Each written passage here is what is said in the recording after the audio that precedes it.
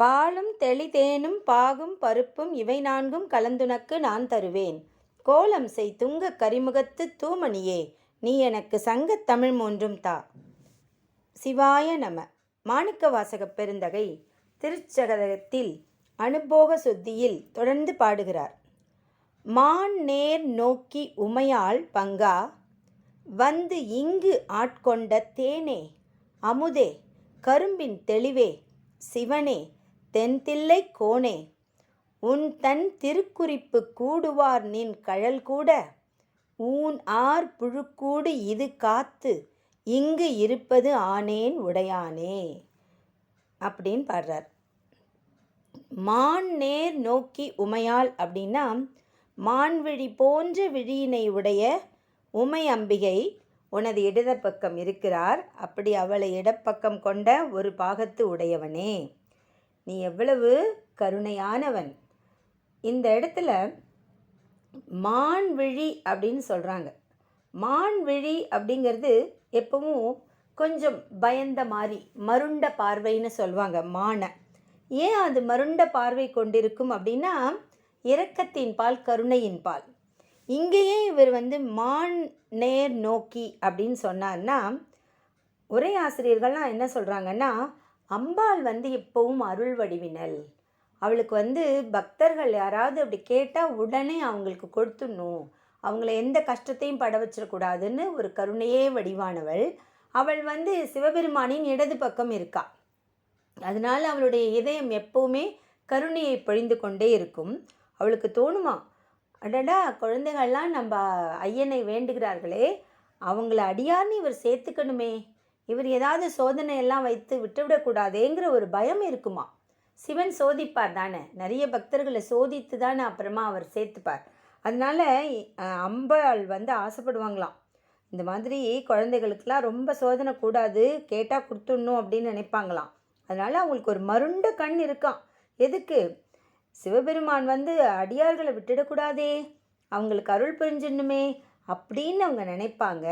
அதனால தான் மான்னேர் நோக்கி உமையாள் பங்கா, நீ உமையாளை கொண்டிருக்கிறாய். உமையாள் ஒரு மருண்ட பார்வை பார்த்துட்டு இருக்காங்க. ஏன்? கருணை பொழியும் உமையாள் அடியார்களை அடியார்களாக சேர்த்துக்கணுமே, பக்தர்களுக்கு உடனே மனமிறங்கி அருள் புரியணுமேன்னு நினைப்பாங்க.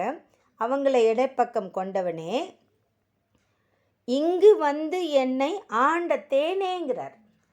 அவர் எப்போவுமே ஆரம்பத்துலேருந்தே சிவபெருமானை உச்சமாக ரசிச்சிருக்கார் இல்லையா, சுவைச்சிருக்கார், உள்ளுக்குள்ள அப்படியே அனுபவிச்சிருக்கார். அதனால் என்ன சொல்கிறார்? தேனே, அமுதே, கரும்பின் தெளிவே அப்படிங்கிறார். அவர் கொண்டாடுறார் சுவாமியை. நீ என்ன எனக்காக எளிமையாக கருணை கொண்டு திருப்பெருந்துறையில் குருந்தை மரத்தடியில் எனக்காகவே என்னை ஆட்கொண்டாயே, நீ சாதாரணமானவனா? தேனே, தேன் தான் அப்படியே ஒழுகிக்கிட்டே இருக்கும் கேப் இல்லாமல். அதனால் அப்படிப்பட்ட தேனே, அமுதமே, நீ அப்படி உடம்பெல்லாம் உணர்கிற மாதிரியான ஒரு அமுதமே, கரும்பின் சாரே, உன்னை நான் எப்படியெல்லாம் வர்ணிப்பேன் அப்படின்னு சொல்லிட்டு சிவனே அப்படிங்கிறார். அப்புறம் என்ன சொல்கிறாரு? தென் தில்லை கோனேன்றார். அழகிய தில்லை நகரத்திற்கு நடனமாடி பக்தர்களை உன்பால் ஈர்த்து கொண்ட தலைவனே, கோனே. இந்த இடத்துல ஆசிரியர்கள்லாம் என்ன சொல்கிறாங்க அப்படின்னா, சிவபெருமான் எங்கும் நிறைந்தவர். அதுவும் தில்லையிலேயே பார்த்தோன்னா ஆகாயத்தை குறிக்கும் ஒரு ஸ்தலம் அது. அப்போ ஆகாயம்ங்கிறது எல்லா இடத்துலையும் வியாபித்து இருக்கும். ஆனாலும் இவர் என்ன சொல்கிறாரு? தென் தில்லை கோனே அப்படின்னா இந்த உலகெங்கும் வியாபித்திருக்கும், பேரண்டங்கள் முழுவதும் அங்கு இங்கு எனாதபடி எங்கும் நிறைந்திருக்கும் சிவபெருமானே, நீ எங்களுக்காக, எங்களுக்கு புரியணுமேங்கிறதுக்காக, நாங்கள் சாதாரண மானுடர்கள் தானே, எங்களுக்கு இந்த ஆடல் பாடல் இதெல்லாம் ரொம்ப பிடிக்கும்ல, அதனால் கருணை கொண்டு நடன சபாபதியாக தில்லையில் எழுந்தருளி ஆனந்த நடனமாடி எங்களை உன்பால் இழுத்துக்கொள்கிறாய், அதுவுமே கருணை தான். இதை என்ன சொல்கிறாங்க ஆசிரியர்கள்னா, பசு ரொம்ப கருணையானது, நம்ம எல்லாருக்கும் பால் கொடுக்குது. ஆனாலும் பசுவின் பால் ஒரு இடத்துலேருந்து மட்டும்தான் வரும், கறக்க முடியும். அதே மாதிரி சிவபெருமானுடைய பேரருள் அப்படிங்கிறது இந்த உலகம் முழுக்க இருந்தால் கூட சில ஸ்தலங்களுக்கு போகும் பொழுது அது நமக்கு முழுதாக கிடைக்கும். எப்படின்னா இந்த பால் வந்து பசுமாட்டிலேருந்து ஒரு இடத்துலேருந்து தான் நம்ம பாலை பெற முடியும். அதுபோல் சிவபெருமான் அந்த பேரண்டம் முழுவதும் ஆகாய வெளியாக இருந்தாலும் நமக்காக அவர் வந்து தில்லையில் ஒரு இடத்துல அப்படி வந்து காட்சியளிக்கிறார். சின்னதாக எளியவனா உன்ன மாதிரி நானும் ஆடுறேன் பார், இந்த பார் பாட்டு போடுறாங்க, இந்த பார் கருவி இசைக்கிறாங்க, உனக்காக நான் ஆடி காட்டுகிறேன் பார் என்று நம்மளை மாதிரி இறங்கி ரொம்ப இறங்கி மனம் இறங்கி வந்து ஆடிய இடம் தில்லை.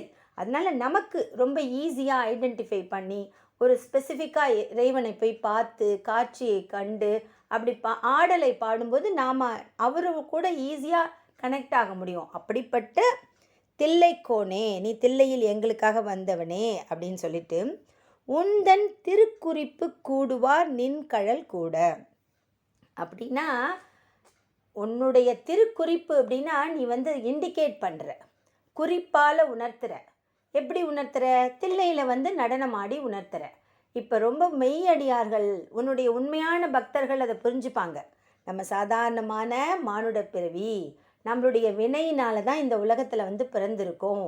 இந்த வினை முழுமையாக இந்த வினை பலனை நம்ம கழிக்கிற வரைக்கும் திரும்ப திரும்ப பிறவி எடுத்து இந்த லௌகீக வாழ்க்கையில் இந்த உலகத்தில் இந்த சிற்றின்பங்களில் மாட்டிக்குவோம். ஆனால் இந்த இப்பிறவியில் நமக்கு சிவபெருமானை பற்றி புரிஞ்சிருக்கு, நம்மளால் ஓரளவுக்கு உணர முடியுது. ஏன் அப்படின்னா ஐம்பூதங்கள் வடிவாக சிவபெருமான் தன்னை விரித்து கொண்டார் அப்படிங்கிற செய்தியெல்லாம் நமக்கு தெரிஞ்சிருத்தே. இது எனக்கு தெரியாதுன்னு நம்ம யாரும் சொல்ல முடியாது. அதனால் ஆகாயம், காற்று, நிலம், நீர், நெருப்பு இப்படின்னு எல்லாமாக வந்து விட்டான்னு தெரிஞ்சு இந்த ஆகாயம் முழுக்க அவன்தான் இருக்கான்னாலும் நம்மளால் பார்க்க முடியாதேன்னு தில்லையில் வந்து நடனம் ஆடுகிறான். இதுதான் குறிப்பு, திருக்குறிப்பு. இந்த குறிப்பை ஒழுங்காக புரிஞ்சுக்குவாங்க சில அடியார்கள். அவங்க என்ன பண்ணுவாங்க? உந்தன் திருக்குறிப்பு கூடுவார் நின் கழல் கூட. இதை புரிஞ்சுக்கிட்டு உன்னுடைய குறிப்பை உணர்ந்து கொண்டு நானும் இந்த உலகத்தில் வாழ்ந்துட்டுருக்கேன், என்னையும் என் ஐம்புலன்கள் தேவையில்லாத இடத்துலலாம் கொண்டு விடுது. அப்படிங்கும்போது இந்த இறைவனின் திருக்குறிப்பை உணர்ந்தவர்கள்லாம் தேவையில்லாத விஷயத்தில் தன்னுடைய ஐம்புலன்களை செலுத்த மாட்டாங்க. செலுத்தாதவங்களுக்கெல்லாம் நீ என்ன தெரியுமா பண்ண? நின் கழல் கூட, உன்னுடைய திருவடிகளை நீ அவங்களை ஆட்கொண்டு உன் திருவடிகளில் இணைத்து கொண்டாய். அவர்கள் உன் கழலில் வந்து கூடிவிட்டார்கள், இணைந்து விட்டார்கள். இதுவும் எனக்கு தெரியும். சிவபெருமான் ஆகாயமாக இருக்காரு, அங்கே இங்கே தென் தில்லையில் சின்னதாக வந்து எனக்காக ஆடி காட்டுறாரு அப்படிங்கிறதெல்லாம் எனக்கு தெரிந்தும் கூட, அடியவர்கள்லாம் உன் திருக்கழல்களை அடைந்து விட்டார்கள் என்று தெரிந்தும் கூட, இவ்வளவு எதுக்கு திருப்பெருந்துறையில் என்னையே வந்து ஆட்கொண்டாரே, இங்கு ஆண்ட தேனே உமையால் பங்கா வந்து இங்கு ஆண்ட என்னையே நீ ஆட்கொண்டாயே கொஞ்ச நேரம். அப்போ இவ்வளவு சாட்சிகள், இவ்வளவு விஷயம் எனக்கு தெரிஞ்சிருந்தும் நான் என்ன பண்ணுறேன்?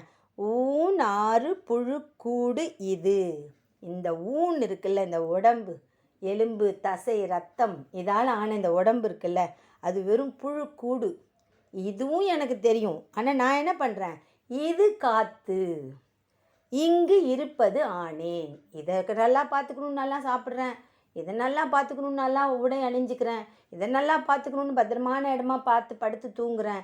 இப்படி என்னுடைய ஊனை, இந்த புழு கூட பார்த்துக்கிறேன், பார்த்து கவனிச்சிக்கிறேன். இருப்பது ஆனேன், நான் வாழவே இல்லையே, இருந்துக்கிட்டுல இருக்கேன் இந்த உலகத்தில். உடையானே, என்னை உடையவன் நீதானே, நான் தான் செய்கிறேன், தப்பு பண்ணுறேன்னு எனக்கு தெரியுது, நான் தான் வந்து இந்த மாதிரி பண்ணிக்கிட்டு இருக்கேன். என்னோடய நெஞ்சு உருகாமல் நான் என்ன மாதிரி பண்ணுறேன்? கல் மாதிரி இங்கே வந்து உட்காந்துருக்கேன். எனக்கு எதுவுமே வரல, கசியில், நெஞ்சு உருகலை. நான் என்ன பண்ணுறேன்? புழுக்கூடு காத்துக்கிட்டு இருக்கேன். இது நான் என்ன செய்ய முடியும்? என்னோடய மனசு இப்படி போய் பற்றில் மாட்டிக்குதே. இதுலேருந்து எனக்கு சுதந்திரம் வேணுமே. வேணும்னு தெரிஞ்சும் என்னால் வர முடியலையே. சிவபெருமானே, தேனே, கரும்பே, அமுதே, நீ பெரிய மனசு பண்ணி நான் கசிந்துருகி உன்னை வேண்டுகிறேன். நீ என்ன செய்?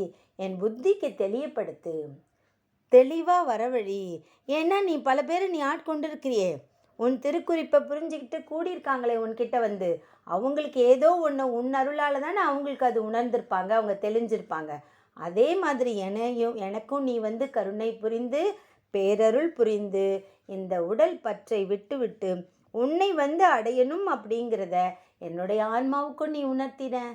என்னுடைய ஆன்மாவுக்கு உணர்த்தணும்னா என்ன செய்யணும்? என்னுடைய ஆன்மா அதை அனுபவிக்கணும். அவ்வளவு சந்தோஷம் வரணும். என் உடம்பு முழுக்க அந்த பரவசம் பரவணும். நீ அப்படிங்கிற அந்த பேரருள் என்னோட எல்லா இடத்துலையும் பரவும்போது என் சிந்தை சிற்றின்பங்களை நாடி செல்லாது. ப்ளீஸ் சிவபெருமானே, தில்லை கூத்தனே, நீ கருணை கூர்ந்து எனக்கு அந்த அனுபவத்தை கொடுத்து அந்த அனுபவ சுத்தி செய்து அதனுடைய விளைவாக அனுபவ சுத்தியை எனக்கு தருவாயாக அப்படின்னு கேட்குறார்.